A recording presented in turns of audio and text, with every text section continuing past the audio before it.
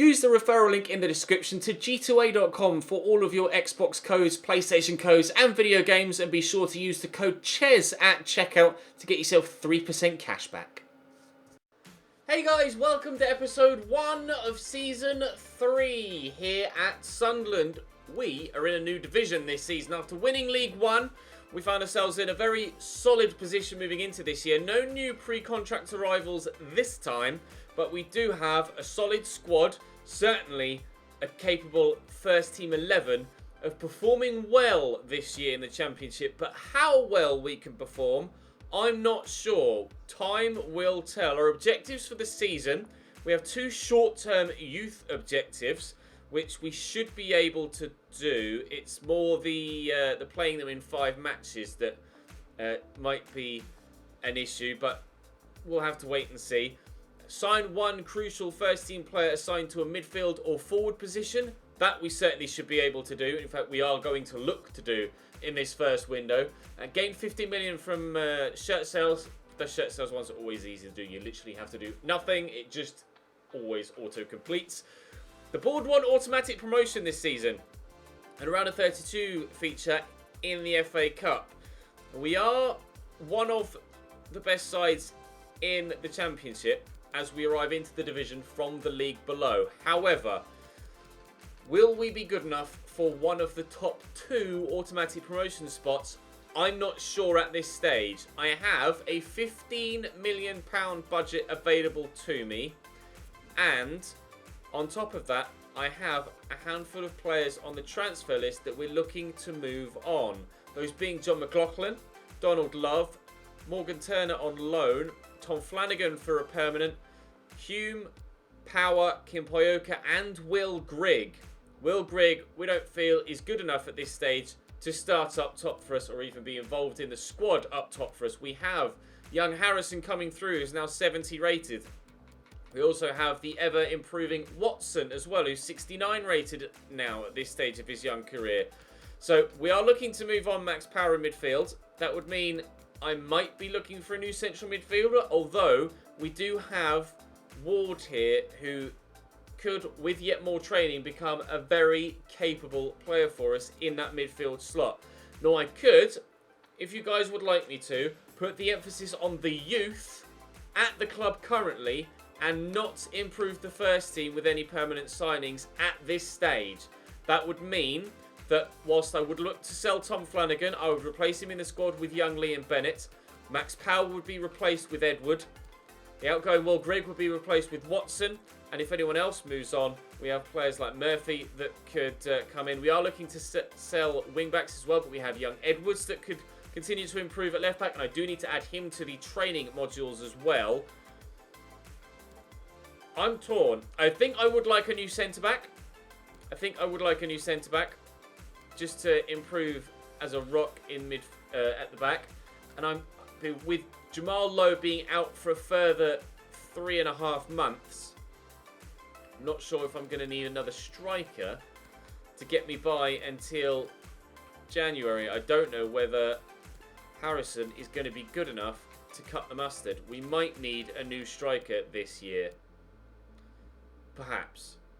Maybe a centre-back, maybe a striker. Outside of that, I'm quite happy with the side as it is. We don't, I feel, need to improve much at this stage to become competitive in the Championship. We have Red Bull Salzburg, Hellas Verona and Frosinone in our pre-season group. There's about £4.6 million available if we win the tournament. That would boost us to about £20 million via the transfer budget. That's without factoring in the sales that could come from the players we currently have on the transfer list. Loan offer for Ravel Morrison. No. Transfer offer for Yearwood. That will be rejected. He's going to continue to start in my midfield. And the transfer offer for Donald Love. It's below valuation, but for the sake of 100 grand, I'm just going to accept it and try and get him out of the club. At this stage, I'm not going to haggle too much. I know it's in my nature to try and haggle for every last penny, as you guys know, but I'm not going to try and haggle too much to get myself every last cent or penny I think we can make do by, if we can sell something for 1.2 rather than 1.3 or something along those lines. Sean Maguire gets our first goal of the new season, at least in the pre-season phase of the year. In fact, he scores the second penalty after 25 minutes. Hellas Verona, not the best with regards to their defensive discipline, evidently. As I say that, Kumbulla picks up a yellow card. We haven't yet, well, Grigg scores off the bench, we haven't yet won a pre-season tournament, I don't believe. I think we've got semi-final performances, or semi-final exits, each of the opening 2 years in pre-season. Grigg was happy to play or feature in the last game. I do actually want to add that young left-back to my training module, so I'll go and do that now, whilst I remember. Then we'll go and play Frosinone, and hopefully get another couple of player sales as well. Right, transfer offer in for max power of 1.7 million, which is above valuation. I'm just going to accept. We're really not struggling for money at this stage. And with only minimal players that we think we're going to buy, maybe just a centre-back and just a striker, or just one of the two, depending on what you guys reckon in the comment section, then I'm not going to get too antsy in the... that would be a nice... extra above valuation. Unfortunately, the transfer move for, I think it was Love, wasn't it, fell through. But not to worry. There's still plenty of time in this pre-season window to get the extra money in. They missed the penalty after a minute, after it was our opposition's defensive frailties in the last game. Clearly we can't... please, no. Jack Clark picks up an injury. One thing we need to avoid, really, in this pre-season tournament is injuries. Obviously, the loss of Jamal Lowe will hit us quite strong at the beginning of this championship season. A player of his ability and of his electric pace and unpredictability with regards to the defensive side of our opposition's game, he is going to be a big loss.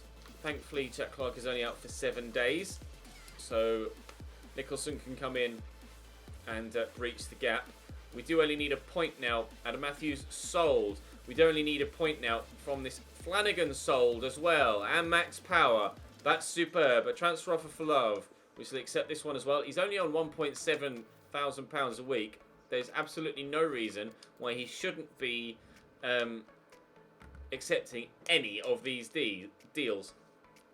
Nicholson has come in on the left-hand side of midfield. Lyndon Gooch on the right-hand side of midfield, though, gives us a 1-0 lead here against Salzburg. As we mentioned, just a point here would be enough to send us through to the knockout stages of this pre-season tournament. A win would see us top the group, and does look like, after half the fixture at least, we are going to potentially get that victory. Yes, 3-0 now, through Sam Nicholson, in for the injured Jack Clark.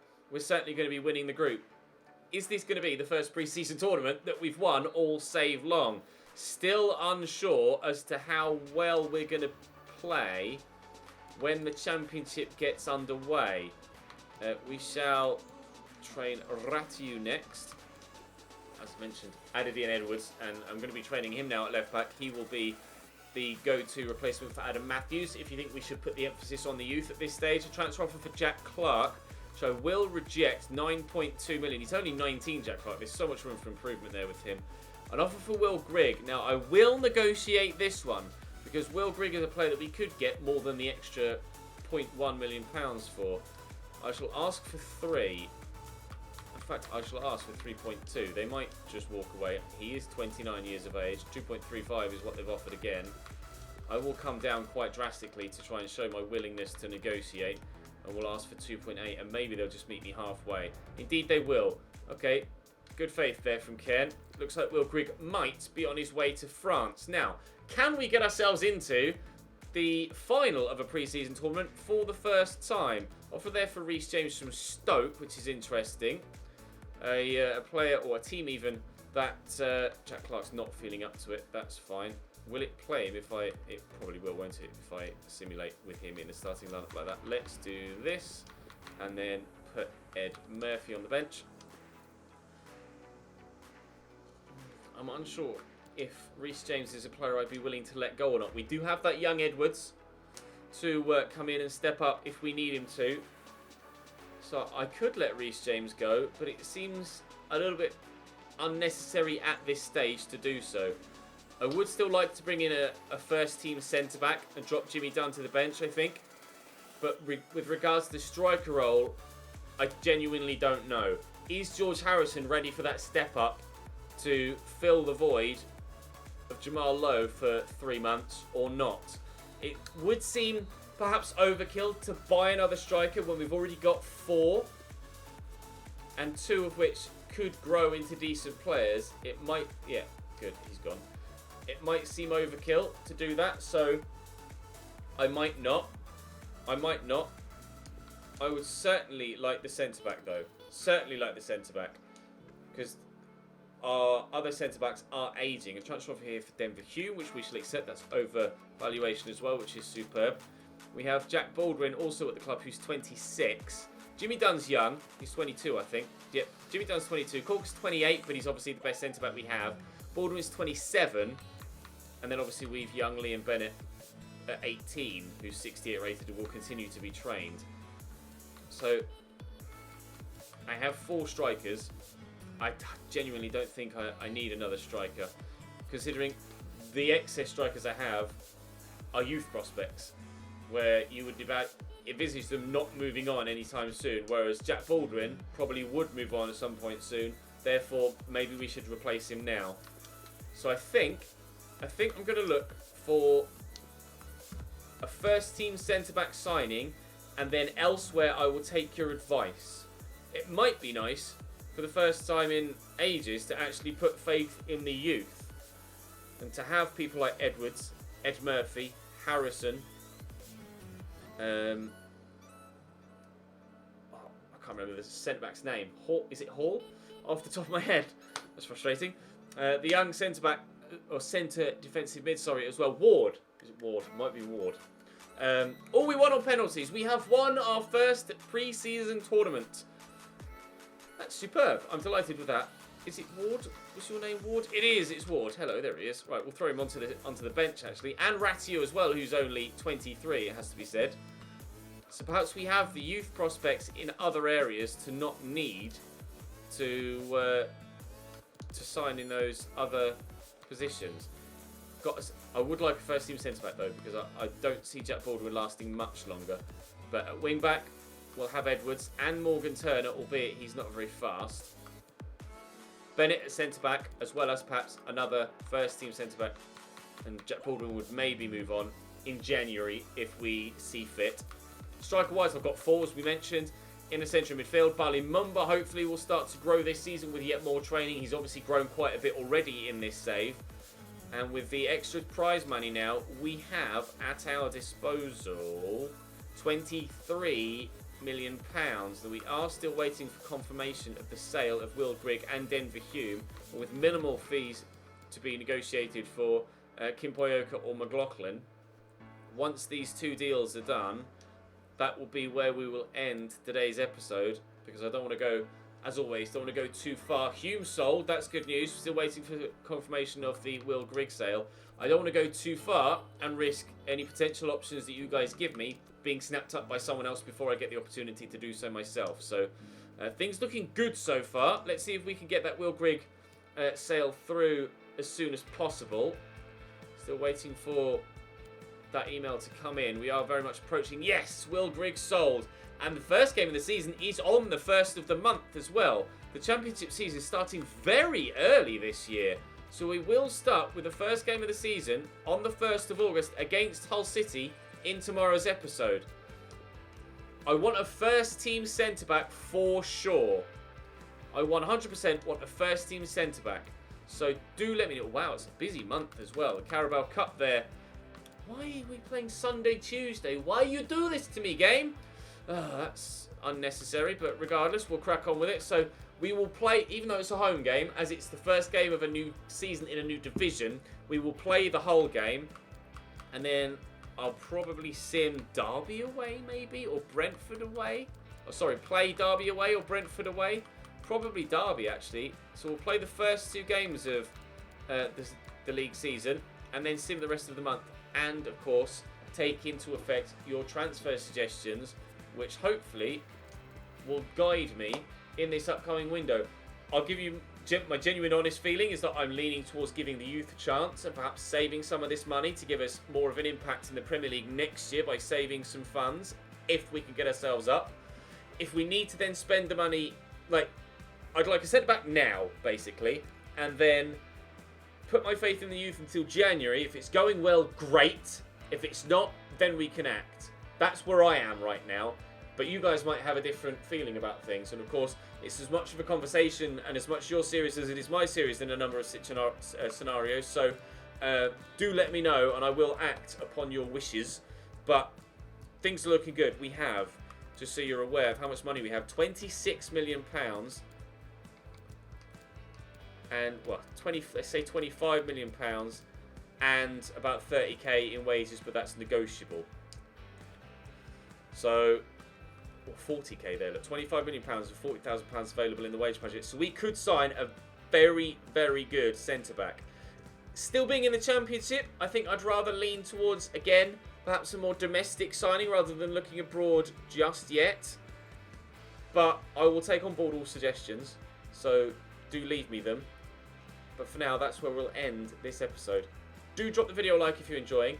Do make sure you subscribe to the channel so you don't miss out on any further content. Do follow me on Mixer on the link down below where I'll be streaming FIFA 19 and F1 2019, the brand new game, over the upcoming few days. But for now, that's all for me for this one. Thank you very much for watching. I'll see you next time.